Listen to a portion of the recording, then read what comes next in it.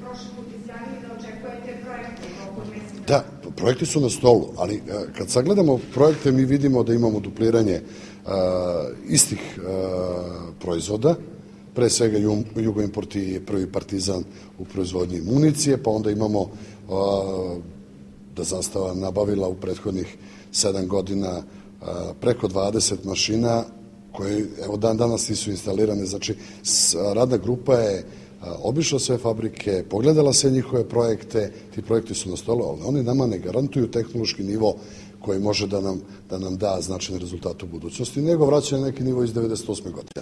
A šta je to što je nužno za vojsku, što bi trebalo da industrija? Ono na čemu smo insistirali jeste da što pre uđe Lazar u tehnička ispitivanja, da vojska da svoj sud o tome, da kompletna dokumentacija, naravno mi ćemo značajna sredstva ove godine uložiti u kupovinu novih sredstava, videli ste Morava, takođe nešto što nam je jako bitno, da uđu u serijsku proizvodnju. Eto, to su otprilike stvari o kojima danas razgovaramo.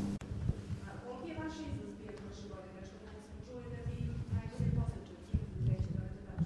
Pa nisam siguran da li smo mi najbolji, ali izvoz je bio u 2014. blizu 5 milijardi dinara, u dinarima račun. A se zna koliki je ukupan cena? Pa ja ne znam taj podatak.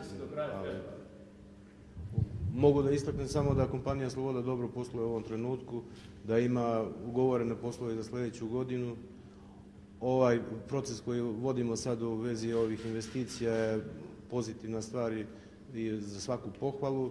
Nadam se da ćemo doći do realizacije. Mi smo inače u zadnjih 5 godina investirali preko 15 miliona eura iz sopstvenih sredstava za modernizaciju i unapređenje tehnoloških linija i povećanje produktivnosti, što nam je omogućilo da ostvarimo ove izvozne poslove.